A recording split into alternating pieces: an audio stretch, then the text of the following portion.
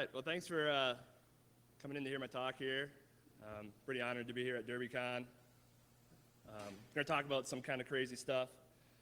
So kind of a disclaimer up front. You can relax. We are going to talk about kind of security from a different perspective. The infantry has the same weird sixth sense of humor as I think hackers do. So we're going to see pictures of vehicles that are blown up, and no one was seriously hurt in the making of this presentation. And I'm actually serious. There's some injuries, but it's not serious. So I trust everyone's professionals here, so it's okay to laugh at this stuff. I've tried to keep it more upbeat so you can learn from it, because a lot of this stuff actually applies to information security.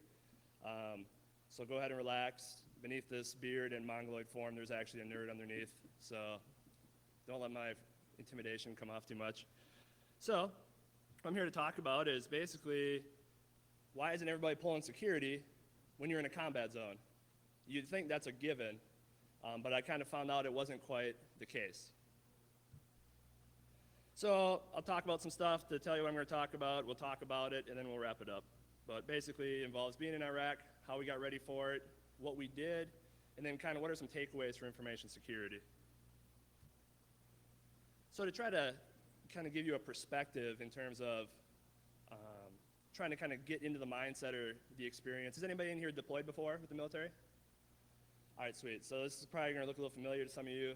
And then for some of you who haven't deployed or been in the military, I'm kind of just going to lead off with kind of my first day on the job. So I was a platoon leader of about 20 guys, infantry soldiers from Minnesota, National Guard. We were deployed to the western part of Iraq, and our first mission was to go out and do route clearance. So of the group of 20, I was the only guy that actually been outside the wire, actually going out on mission to actually see what we're about ready to get into. So my first day, sitting at my office or my conference room, which is around the Humvee, and you got 20 people looking at me, kind of, they don't know what to expect. Everybody's kind of got different emotions going through their heads. So kind of a lot of the stuff that Chris talks about in the social engineering book, a lot of that stuff gets magnified when you're in a leadership role. So even my emotions, I'm trying to bring it back down, just keep everything really mellow. And so I went over our mission plan, said, hey, here's what we're going to do. We've done it before. We've trained for it. So just work through everything with the guys. What are we going to do if this happens? Oh, we're going to do this, this, and this. Good. What are we going to do if this happens? Oh, we're going to do this and this and this. Just kind of get them visualizing what's going on. So we load up our vehicles, head out the gate, and turn onto the first portion of the route. And the best way to describe it is a minefield in terms of a single lane piece of asphalt across the middle of nowhere or the desert, and it's just riddled with craters. And so I kind of set the tone from the beginning. I'm like, I'll be the lead truck, follow me, here we go. Well, I'm all ramped up. As soon as we hit the first pothole or crater, my radio mount starts falling apart. I got gaps along my door that I'm looking out, and I've got two radios that I'm trying to hold, and I can't get my driver to slow down because he's so amped up. But I'm like, hey, you got to slow down. Our job is to actually find the IEDs, not just go as fast as we can and clear them the hard way. And so as the lieutenant, I'm getting crap from all my NCOs, like, hey, sir, what the hell are you doing? Slow down. And I don't want to just dime out my driver and be like, hey, I'm trying, but my driver's scared shitless. But because I understand what's going on. So I'm like, dude, you got to slow down. Our fuel cans are flying off the back of our Humvee, and it's just kind of a crazy first day on the job. So we get everything through that first portion of the route, and finally, I figure at that point, everyone's kind of got that initial shock of what to expect when you're out in a combat zone, driving by big craters that used to be the road and vehicles that are just abandoned and destroyed. And so I'm like, all right, let's regroup, adjust our formation so I'm not the lead truck anymore to kind of get back into our flow. And we're driving along, and my driver, who finally kind of got settled down, he's like, hey, sir, I think there's 2 cylinders on the side of the road. I'm like, oh, okay. So I call it back to my platoon sergeant. He pulls up, yeah, there's cylinders. I'm like, oh, okay, well, I don't think that's good, because we didn't know what we were looking for. You would think you're going to be like, here's what an IED looks for. You'll find it. You're like, oh, okay. No, that's not really how it worked. So we back off. We didn't really know what we were doing, so we just shot it ourselves and blew it up. So we didn't call the EOD guys or the bomb specialists, and we just took care of it ourselves. And that was our first day. So I'm like, oh, okay. Well, there's some things we need to change about this. And we continued the mission and everything went fine. But that was kind of my first day on the job, to kind of set up what the talk is about. So a little bit about me. Like I said, as an infantry platoon leader with the Minnesota National Guard, went to airborne school, Pathfinder school, Ranger school, all that fun stuff. I went to Iraq. Currently an information security consultant, like CrossFit, snowboarding, obstacle races, and whatever else. So my platoon, second platoon from Charlie Company. It's a Minnesota Guard unit. Deployed to Iraq in 2006 to 2007. My platoon, we found the most IEDs in a battalion. So as a group of 20 guys out of about 800 soldiers, so that group of 20, we found the most IEDs. And we were extended as part of the surge during our deployment. So, second platoon, we kind of like to roll and have a little bit of fun. So this is a 10,000 gallon fuel tanker of a semi that was being escorted. And it got hit by an IED, so we drag them out into the desert away from the road so they can't put IEDs back into them.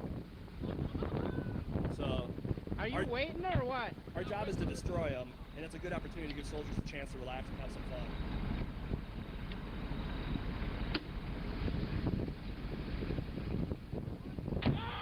Woo! Yeah! Yeah! Woo! That video is on 48 hours or 50, 60 minutes or something. They were doing a report and they put it on there. Oh my God! Yes. Ah! Woo! See, it's not all bad, it's fun. Hold up! Hold up! That was so fucking awesome! Tell me you got it! I got it! I got the whole thing, man! I got the shot, That's why I love got soldiers. the impact! That was fucking awesome! Yes! Fuck yeah! Fuck yeah! It's okay to swear if it's a video, right? As long as I don't say it. All right. So if anybody wants to see that later, by all means, I'll show it again. So basically, we flew from Kuwait into Iraq. I was in the advanced party, and basically, it was weird. It's like, welcome to the Nam, man. So we show up, and the unit I'm replacing, they're like, here's a map. I'm like, what? This is a binder. Just a binder full of pages of maps. So being a dismounted infantry guy, we're used to walking. So we're like, all right, yeah, I'll walk like 2 miles to that next hilltop and set up. So I got my map in my pocket. So now we're traveling across a good section of western Iraq, and I got a binder. I'm like, how the hell am I going to carry this in my pocket or flip through it as I'm driving down the highway? Okay.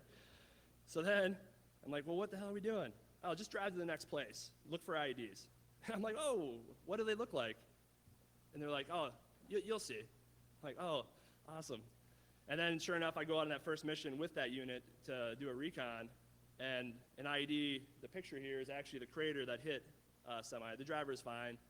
I'm like, oh, that's what they look like. Good to know. But that doesn't tell me anything. That's like a box getting exploited, and you're like, oh, somebody popped my box, and not having a clue like how the hell I did it. So from a security perspective, what are you supposed to do about that then? Like, oh, okay, so don't step on that. So sometimes things blow up.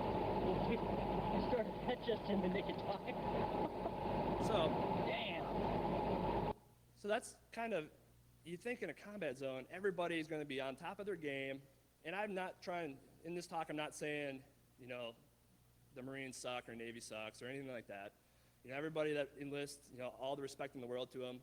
I'm just trying to bring constructive criticism from my experience, into information security. So, but, I'm not trying to send that message. But what happens is there's improper use of controls.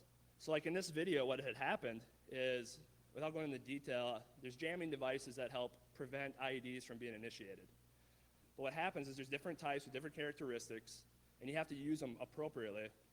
So what happened is somebody used a device improperly in this situation, so the jamming was inefficient and the IED went off, because they had actually found this IED, and they were just sitting there waiting for the bomb specialist to come out, and somebody turned on the wrong system, and the signal got through. The big red water bin of fun. So what had happened is another unit was out ahead of us doing the route clearance, and we were doing the escort piece. So we got a bunch of semis flying down the highway, and the lead element's like, hey, we have basically it's like a big instant messenger machine in Humvees or whatever vehicles. So he sends a message, hey, there's a big red water bin on the side of the road. It's good. I'm like, are you sure? Did you burn it or shoot it or anything? We were like, we're going to destroy everything that looks suspicious. That was our approach. But he's like, no, it's good. And this is one of the first few missions. I'm like, okay. And we drive by it. I'm like, oh, there it goes. And then literally a few seconds later, boom, guys, ID. I'm like, son of a beep. So I trusted that somebody else outside my team had cleared that, and then I relied on that, and trusted that it was authentic. And that was a mistake that we made. They were like, oh, we're not going to do that again. And then I know I put it somewhere. So we were flying down the roads at like 3 a.m. in the morning. It's pitch black. We come up on another unit that's got the road blocked off. And I got the message that they had found an IED. So I pull up, get out, run up to the truck. Hey, man, what's going on? Oh, I think there's an IED. I'm like, where is it? It's pitch black. So you're like, oh, is it right here? Where is it? And he's like, I don't know. I don't know where it's at. I'm like, but you guys found it, right? Yeah, we found it. I'm like, what the? So I run back to my vehicle. I'm like, hey, there's an IED here somewhere. So everybody just stay hunkered down. And sure enough, just boom, across a 6-lane highway, it's just a massive fireball, and the shot goes through. You can kind of feel like a shock. And I'm like, oh, run back over there. Hey, was that it? I don't know. And they just slammed the door on me, I'm like, oh, all right. So I run back to, spread the word. Hey, we don't know if that's it. Everybody hunker down and just keep your eyes open. So you think the people who found the threat would be at least know like where it's at, what's going on with it, just kind of have control of the situation. But that wasn't the case. So it's really what I'm kind of talking about is stuff like that happens in combat. So how can we expect end users to not have the same issues with a phishing email or a malicious website? So we got to manage our expectations for what that looks like. So it really became something out of a movie. So we ended up being like those guys in the Vietnam movies where they'd walk through the jungle and be like, hey man, don't step there, smoking a cigarette or something. I can smell it. And sure enough, there's a booby trap there. That's how it became for us. We would literally drive down the roads and be like, oh, it's right there. And we'd be like the 150th vehicle to drive by it. But they didn't operate the same way we did. So it became really weird. So like new bomb specialists would come into the theater because we've been there so long. And we have an IED, it's in the middle of the night. And in that area that I'll go into, it's not a threat if you don't step on it. So what I mean by that is the type of device could not be initiated remotely. You had to step on it or put pressure down on it as a victim-operated device. So you can run around the road all you want. It's perfectly safe. But we did that because we knew the threats in the environment. We had good intelligence to understand what was going on. So I jump in the EOD vehicle. I'm like, hey, man, it's right up there. So he's like, okay. And they're new. And the chief or whatever, he's getting all geared up. And one of his younger soldiers like, hey, sir, you going out there by yourself? Yes. He's like, you want me to come with you? Are you crazy? You can't go out there. And I'm just like sitting there like, is this really happening? Because we've been walking around there for like an hour. And you know what happens? Everybody's new. They get it situated. But it turns into something out of a movie where you're like, wait, you guys are the experts. I'm just some infantry dude. I think I know what's going on here a little bit more than you. This isn't good. So what happens, other units, they didn't understand the threats. They didn't understand the environment. And so then they didn't understand their tactics. So they'd run with the jamming systems that were basically useless in a section of the route because the threat was you had to put pressure on the IEDs. There was no radio frequencies, anything involved. But they didn't understand that. So instead of using the tactics I'll go over, they used basic stuff that they were taught somewhere back in the United States. It's not applicable because they didn't understand the threats or the environment. And they relied on hard controls. Everybody has the armored vehicles, which is great. I'm not against not having them. But they relied on to a point where they just hunkered everything down. Guys that weren't driving or in the gun were sleeping. Or because you're driving 12 plus hours, so if you're the guy in the back seat that doesn't have a job, some units are like, oh, that's a sleeping chair. I'm like, I'm not going to sleep. I don't want to have stuff happen in my sleep. So stuff like that happens where they relied on those hard controls instead of really viewing the big picture and how to implement controls appropriately. And like I showed you in the video, using jamming devices the wrong way. And what ended up happening is, at the end of the day, we had to sit back and look at the mission. So we had drive down these roads. We were either doing the route clearance or we were escorting logistics.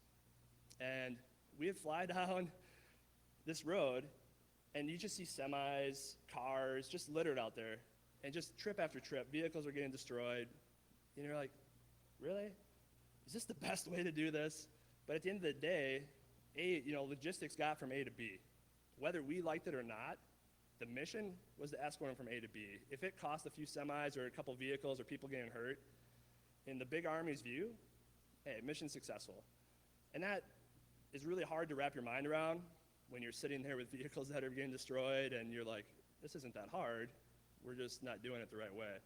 And it's kind of taking that concept has helped me in information security, because at the end of the day, I'm like, oh yeah, rock, paper, business. Oh, sweet. So we ended up kind of coming up with the motto is that nobody pulls security like we do. And that was just the way we operated. It didn't matter if it was a fellow unit inside our group or a Marine unit, Navy, Air Force. It didn't matter. Nobody did pull security like we do. Nothing was clear until we cleared it. Every single person was in the game. So it didn't matter how many people you had in a vehicle. All because you can't stick your rifle out the window, that doesn't mean you can't pull security and look for IEDs or look for suspicious activities. There's no excuse for that. And we really embraced that decisions had consequences. And then those decisions had second and third order of effects. So if we found something we thought was an IED, we'd call the bomb specialist, but what that means is then they have to leave the base. They have to go in the harm's way, traverse, and then there may or may not be an IED where we thought it was, because it might be nothing. So really thinking about those decisions, we can't call it EOD every single time we think there's a suspicious object. So in really embracing that and thinking about, if we stop traffic on this road, is that going to back up other elements in the area? What can happen? We really maintained the infantry fundamentals. Let's kind of go into 5 principles of patrolling from Ranger School, kind of talk about. And at the end of the day, we really said, regardless of what happens, we want to leave it all on the table. You don't want to look back and say, oh, could I have done this? Or could I have put a little more time into this? It was the big show, we figured. We're like, for the next however many months we're here, we're going to do everything that we can, to take care of business and establish and maintain security regardless of who's telling us what to do. So this is actually that IED from the first day. I don't know if you can see it, but there's the curb, and then in lieu of the curb, they put 2 artillery rounds and then covered it with a bush. So pretty crafty. But in preparation for that first day, we set the tone from day one back in Minnesota on our drill weekend. So we're hanging out in a small town in Minnesota playing soldier for the weekend.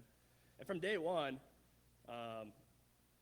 as the leader, I set the tone and said, we're only here for 2 days. We're deploying.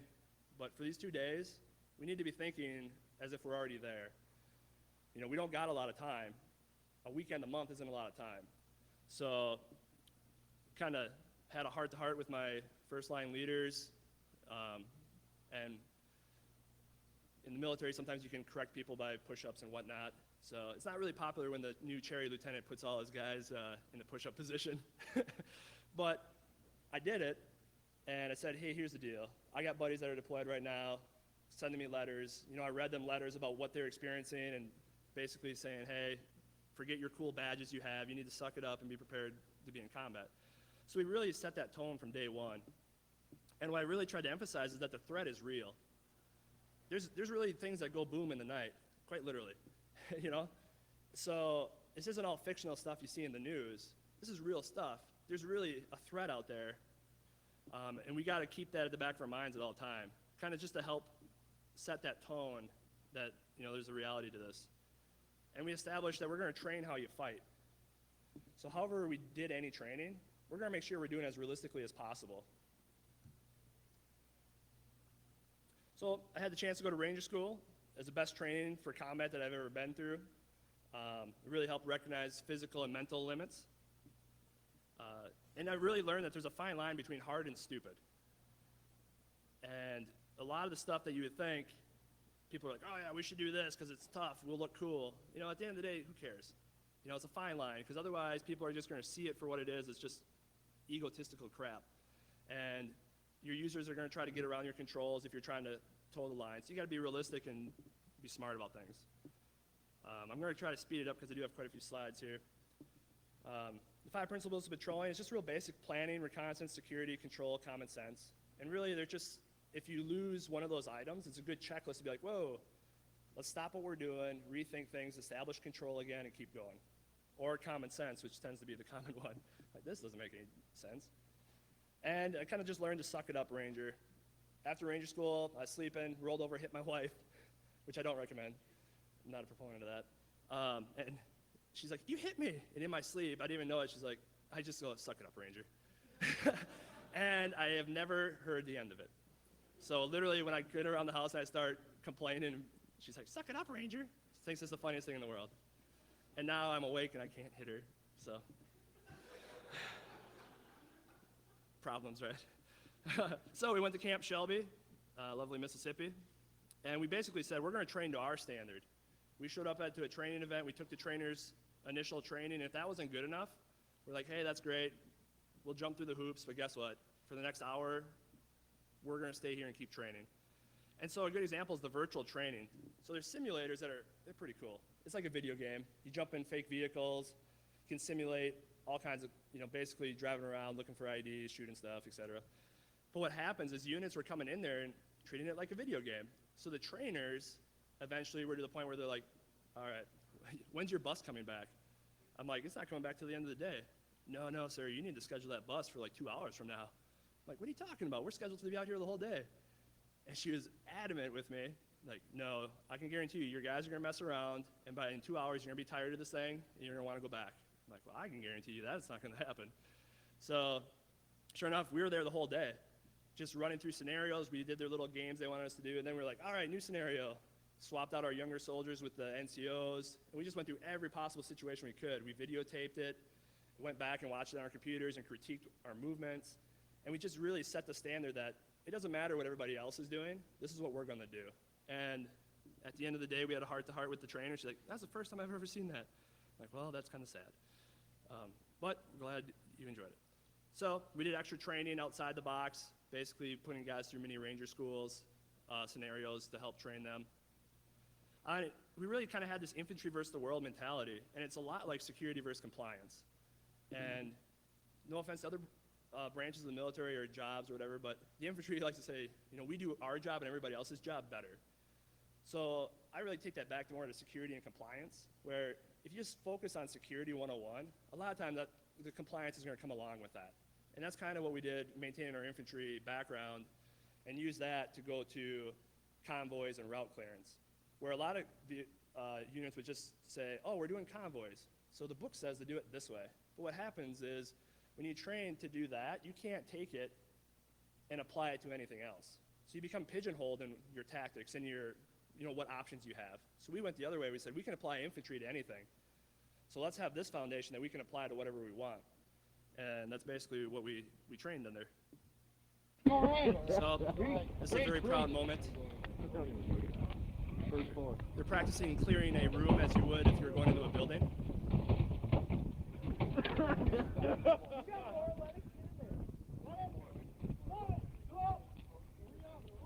Good communication. Keep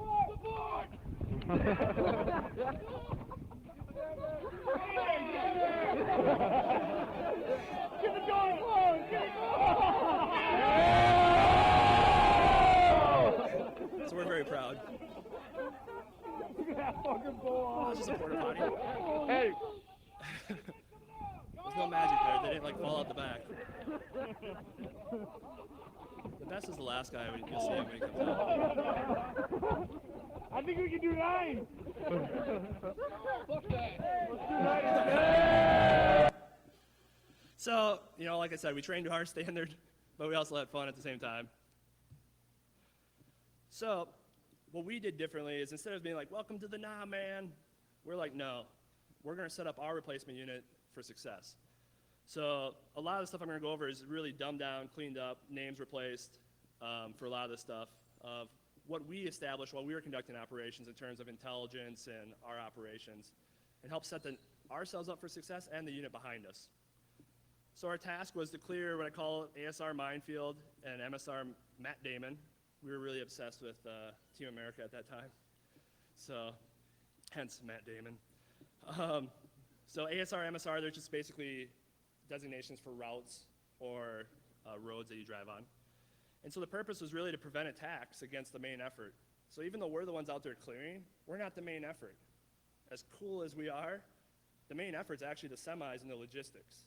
So that's the thing that we got to realize, is at the end of the day, the business is going to hold that trump card. It basically is a team of vehicles operating in advance of those other elements hunting IEDs. So not all information is the same. So I got that initial book of maps and oh yeah, you'll figure out what IEDs look like. I'm like, oh, all right. Well, my unit that came in is only getting the same information. So I was like, screw this. So I went and found Marine units, went and found other Army units outside the norm of what everybody's doing, and I basically gathered up all the stuff that I could. And we were really interested in IED hunting 101, just how do the IEDs work? How are they implemented? How are they putting them in place? What are they targeting with the specific IEDs? Really just trying to understand how it works and what's the unique differences in them. Because really having that understanding, we figured we could be better at finding them. And who are we really up against? Oh, great, there's some bad guy. But really understanding the culture and what was going on in that area to find out there's actually multiple groups that we were up against, and they all function differently because they had their own agendas and objectives. So situational awareness, this is really the key piece that we focused on. Some of the factors that we had to overcome. Every mission was about a 3 to 4 day mission, and every day was about 8 to 16 plus hours sitting in a Humvee with the same guys day after day, driving down the same roads with Mars-like scenery. It's just rocks and sand, and you get a lot of BS radio traffic going through your radios. You got communication systems for the leaders, so you're getting instant messengers as you're flying down the road.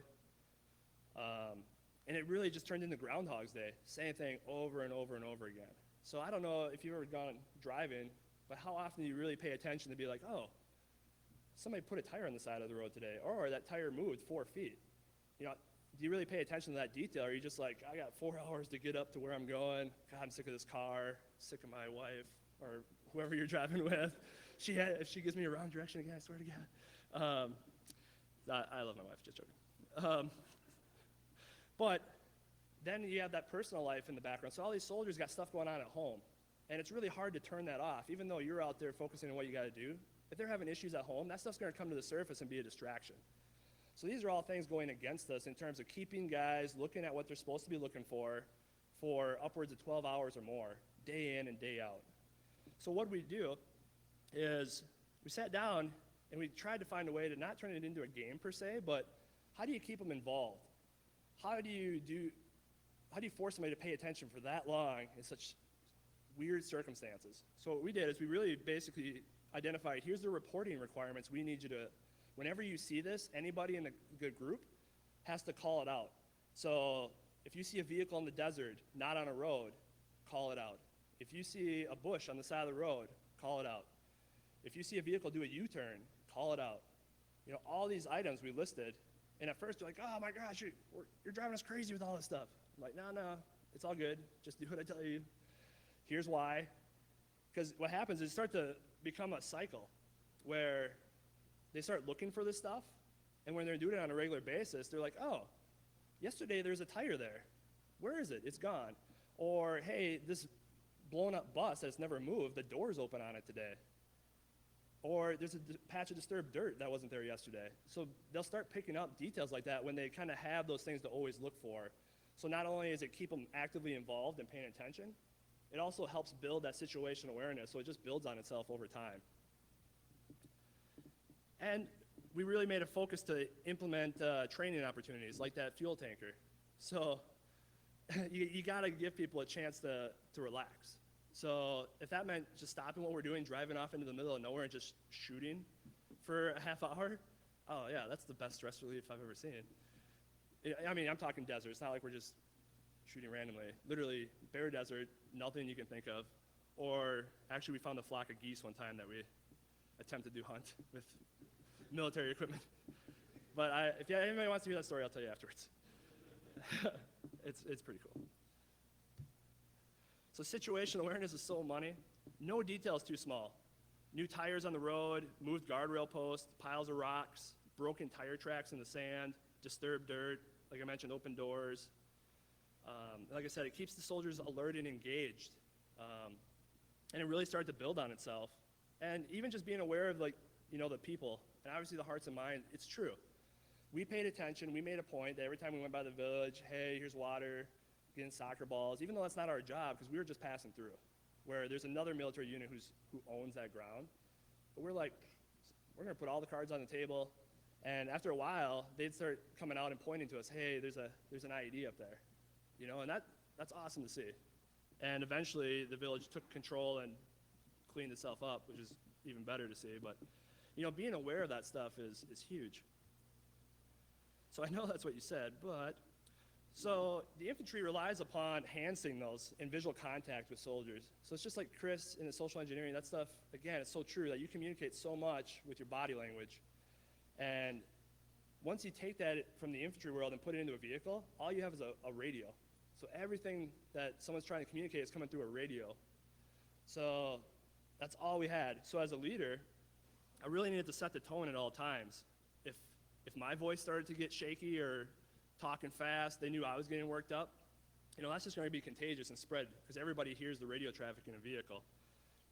But then the reverse is I had to listen for fatigue, stress, burnout, the same stuff that I look for in Ranger School in terms of people droning and starting to, think they're talking to trees and whatnot. That same stuff I have to listen to through the radio. So it's really helped for my social engineering skills. And then I had to adjust accordingly. And due to speeds, you have to be really clear in how you communicate things. Like emails get misconstrued a lot.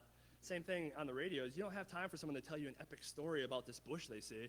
All they got time to say is, hey, there's a bush on the right, check it out. No more, no less. The radio is not a place to have a full-out dialogue.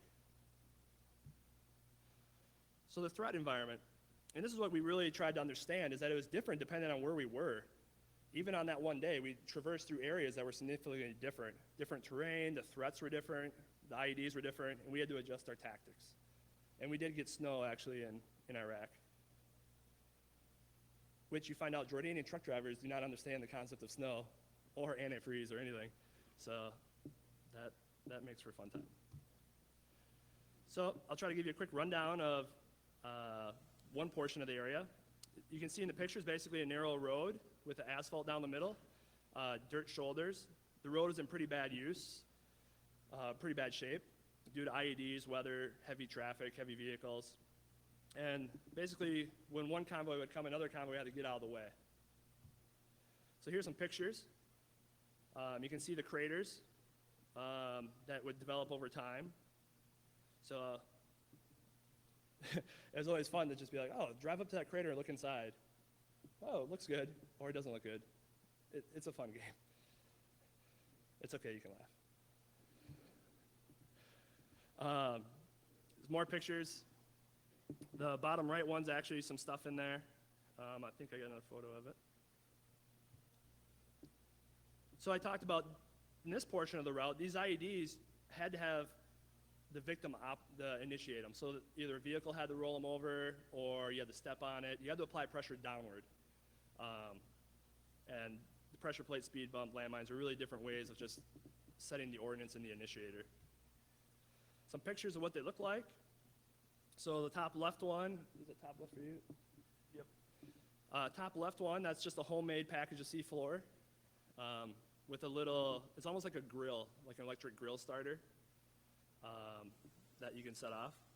Top right one's just a pressure plate, so they basically separate two wires connected to a battery with foam or cardboard that when there's enough pressure, they close the circuit. The speed bump is the bottom left, basically it's just a big box full of explosives. and then landmines.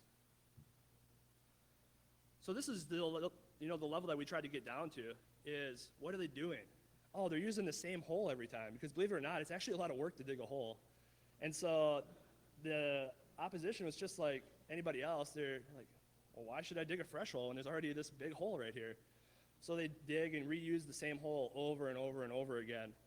And you can see they put the ordnance where they could dig, and then they put the initiator where the tire was. But when a lot of units wouldn't take this information and give it to their soldiers, or they didn't even realize this is what they was doing, like the unit we replaced. So we got down to this level, so now the soldiers are like, oh, well, this is where I need to look, and then this is what I need to look for on the asphalt. Or when I'm driving, I'm like, oh, I need to watch out for this stuff, instead of just going as fast as you can, relying on the technical or hard controls. Here's some pictures of when things go wrong. So top left one, everybody, no serious injuries. It was actually my best friend that I deployed with.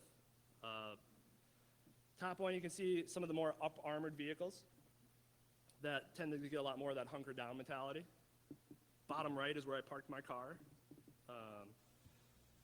I don't recommend parking there. Some of the techniques we used, travel in a row, everybody's scanning their sector. So, down to the lowest person. So really, even that end user needs to be actively involved. They have a responsibility in pulling security. And they're really reminding people that even though somebody else went ahead of you, it doesn't mean they rolled over that initiator properly. There could be a piece of dirt in there separating that, and it just takes the right amount of pressure to hit it just right. So not getting relaxed because somebody else has already gone in front of you. So obviously stay in the center. I'm going to kind of speed up here because we're running out of time a little bit. So here's an example of one that was found by just a 19-year-old driver, awesome guy. He saw this little piece of deck cord sticking out of the ground. You guys see where that's at there? North-south? Sweet. So, but what he saw, and I'll show you in the next picture, is disturbed patch of dirt, broken tires. So you kind of see how there's a tire track running across, and then it's broken in the middle with that patch of dirt. That's what we would see, and other people wouldn't see that because they didn't know what to look for. And then you can kind of see tire tracks driving away where they drove off into the desert after they put it in. And then obviously the deck cord and tape sticking out there. So that's like the seasoned Vietnam vet stuff we're talking about that kind of starts to get like something out of a movie. Here you can see the dirt is scraped down into the crater. So easy to place it there. There's already a hole, and then they just buried it. And typically what happens is units would throw chem lights to mark them. Well, they wouldn't put the chem lights back on top when they bury it with dirt. So you're used to seeing the chem lights, and you're like, there's no chem lights. And I don't think American forces would just get out and dig around in holes and move stuff. Again, you can see the disturbed dirt there. How basically it looks pretty solid, and then there's a different texture. Again, looks like if you ever have a cat in the kitty litter box or your sandbox, that's the best way I can compare it to, is waking up, going to play in your sandbox, and there's kitty residue. This is purple because a fire extinguisher was involved early on in our tactics, which is a story for offline if anybody's interested, because that really, there's not much to learn there. So, this is a video of what happens when we find them.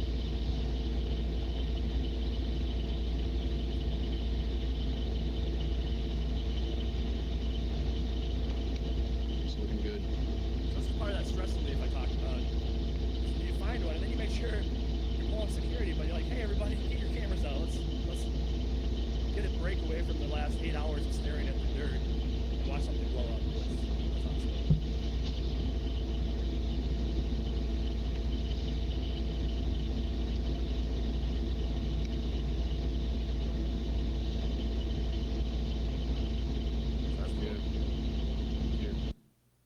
So the other portion of the route that we named Matt Damon is basically a 6-lane highway, like you'd see anywhere in any major city, with a portion of 4-lane. And it was like night and day. Instead of bouncing all over the place, bouncing through craters, you're just on this nice highway. And I kind of saw the concrete curb, some pictures.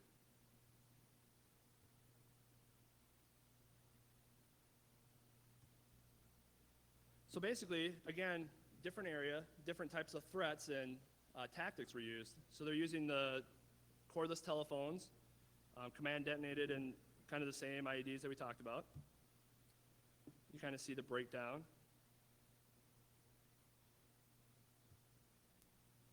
And the command detonated is really just two wires they touch on a car battery. So again, another example of you can see how it looks like a cat was there. Only left something worse. Very obvious the tire tracks are moved. So obviously on this road, there's different way to move the vehicles, different way of getting out of the vehicles. Because when you know, as long as you don't step on something, it's different getting out of a vehicle versus knowing that if you get out of a vehicle and walk around, someone's actually still watching and can detonate. So that's different tactics that you apply. Approaching objects, so we took a different approach to just walking up to, for example, there's a van that was destroyed. Instead of just walking right to it to look inside, I'm like, I need to look around the area first. So the first thing I do is I go and look into a culvert, and I'm looking at two big Russian-style artillery rounds, and I'm like, oh, yeah, I haven't really lived till you walked up to one of those. So I just kept it cool, told all the guys, like, hey, get in the trucks, get in the trucks. Like, what's going on? I'm like, just get in the trucks. We'll talk about it later. So there's a different approach that you have to take in different environments. And we had to use our controls differently. So now different devices that we may have had came into play. So they're pretty sneaky. I mean, the same way that you'd see a lot of the stuff that people present here and all the hacks and everything, it's just super impressive. Behind the curb, in sand piles and sand drifts, you'd be surprised how fast something will drift over. I'll show you a picture. Overpasses, tie them up to medium posts, covered with bushes, hasty emplacements, inside light poles. The picture's actually around, we found like 10 miles in the desert just sitting there. They figure it's like a bomb that dropped from a first Gulf War aircraft. So luckily we found it before somebody else found it and moved it closer to the road. So you can see how they basically tried to hide it in with the curb. Just drop it off real quick. Some wires and tips of rounds sticking out. That's all the guy could see that found it. And that's what was underneath that pile of sand on the road. You can see they just make a bush appear, and so it's literally something out of a movie. That's what's inside. That's what happens when they blow up. And I'm just going a little fast to make sure I get through everything for you. By all means, hit me up afterwards if you want to see stuff more detail. More stuff in bushes. But you can see like the little piece of saran wrap. That's the stuff that guys are catching going 30, 40 miles an hour because they know to start looking for it instead of sleeping or just being like, oh, bush, oh, saran wrap. They wouldn't have known that if we didn't develop that situational awareness. Another video of good success.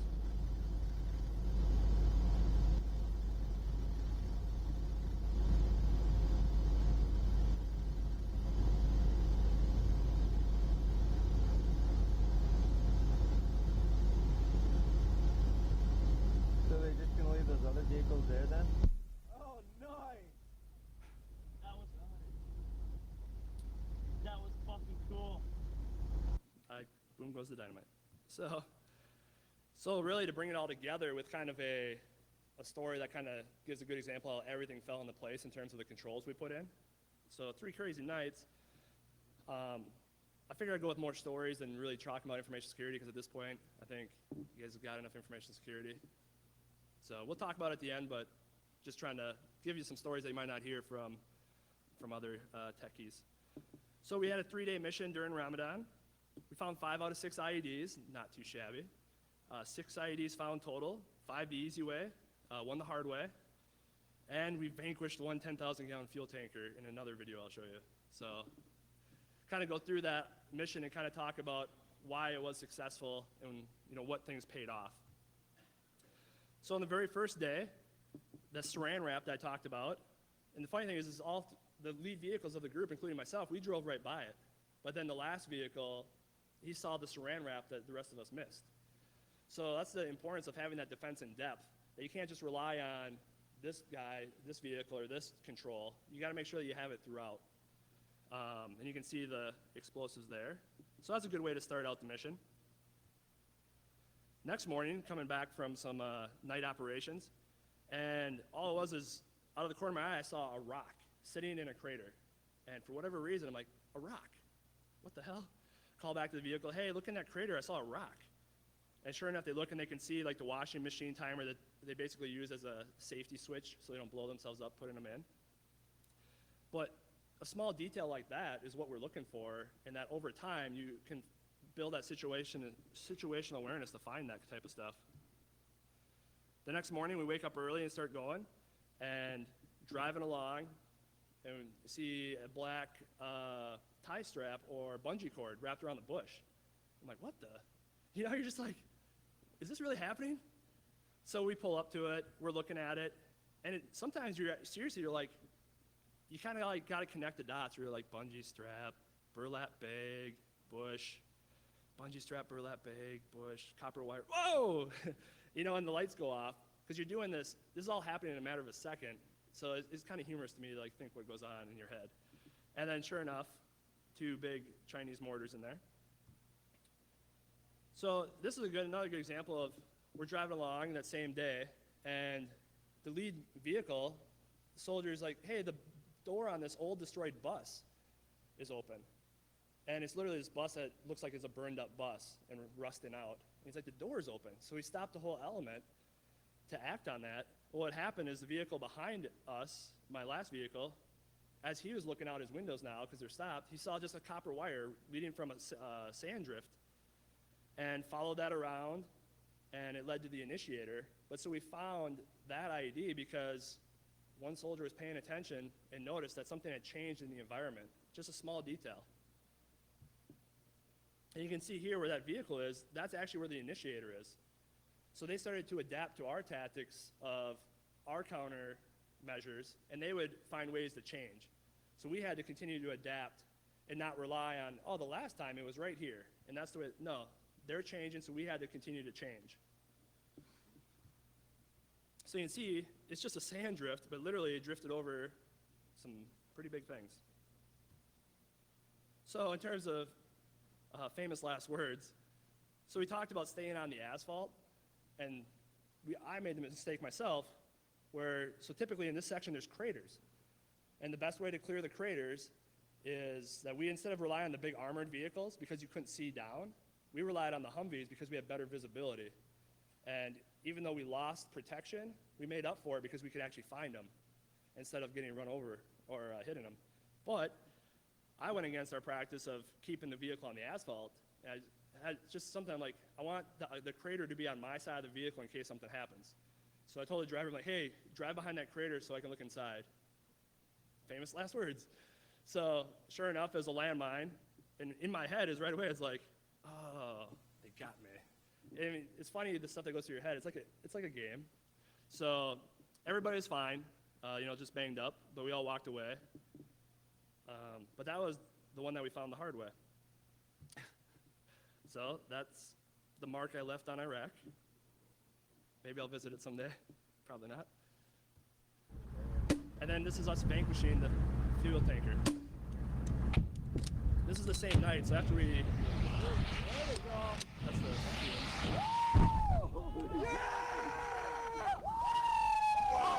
That's the one where you'd be surprised in the dark, your ability to gauge distance is a little off. Awesome. So we're like, that's plenty far. Nice shot, Tex. That wasn't plenty far. Oh, that's the end cap of the trailer. I got a few minutes, I can play it again. And so we were still doing our job, so the rest of the convoy went in, and we stayed to clean up another ID that hit one of the semis.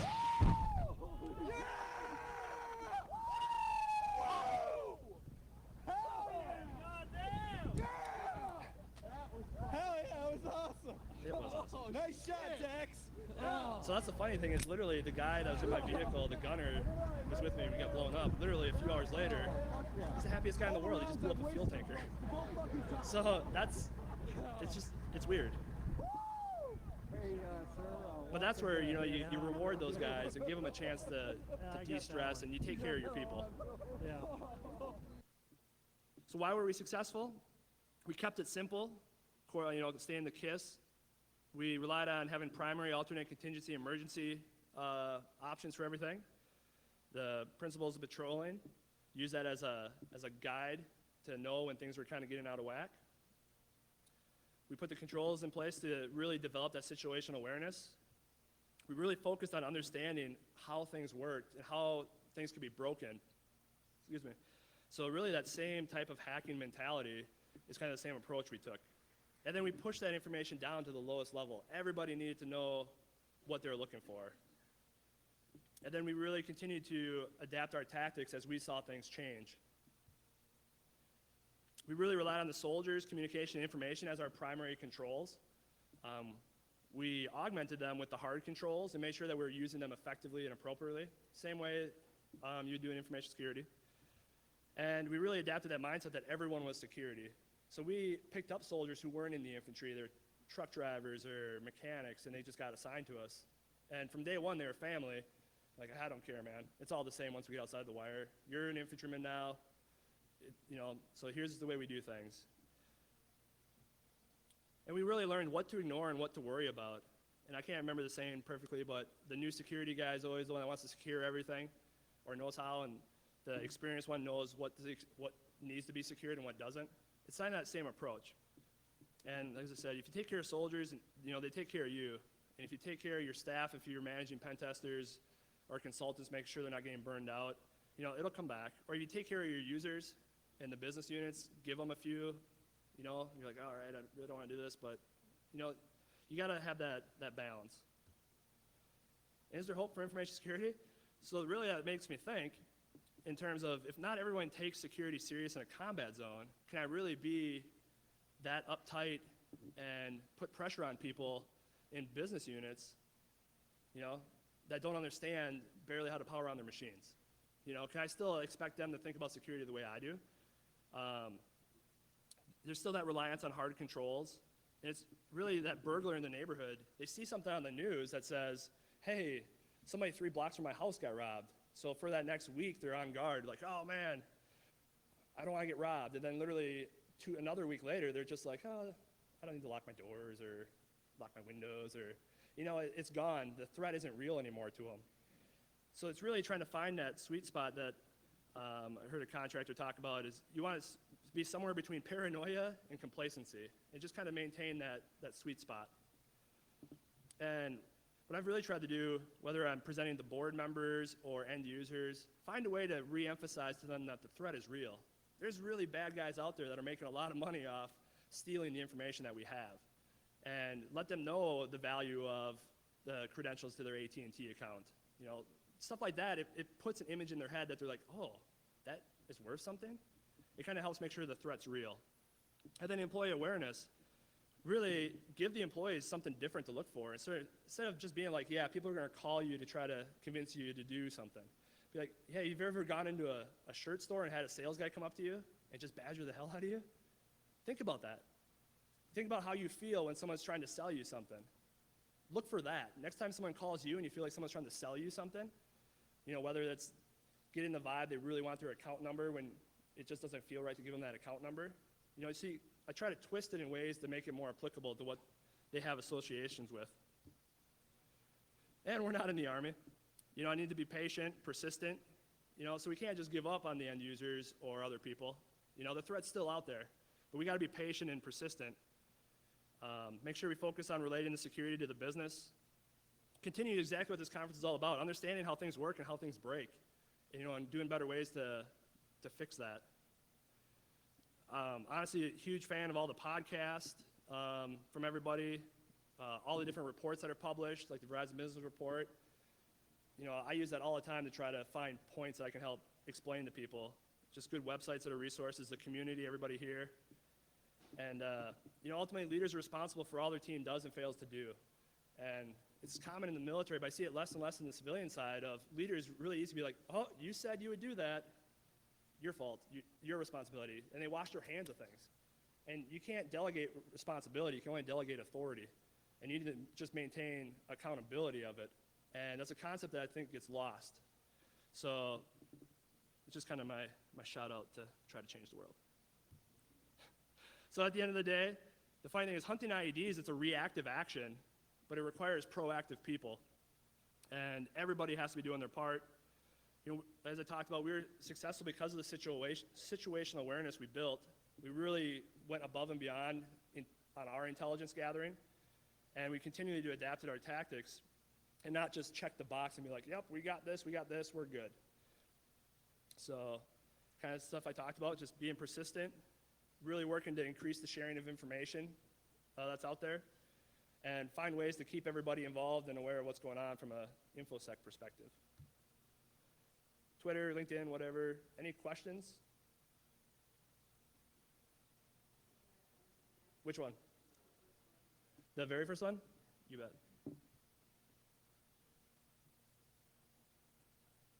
So I tried to stay away from the information security references a fair amount. I kind of figured, you know, everybody can draw their own conclusions. But if anybody has ways that this is actually applicable or useful, afterwards, by all means, I'd like to hear what you think.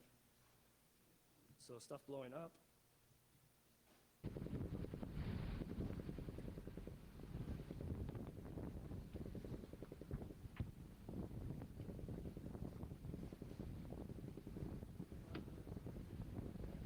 Like 16 or something. Yeah. This one was a lot further away than the one at night. Are you waiting or what?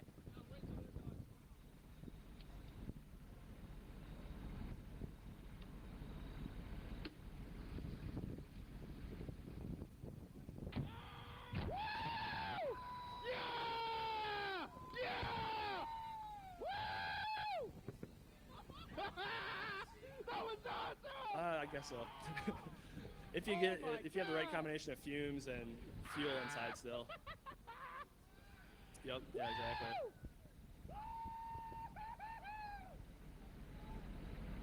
Yeah, any questions or? Okay. Sweet. Thanks.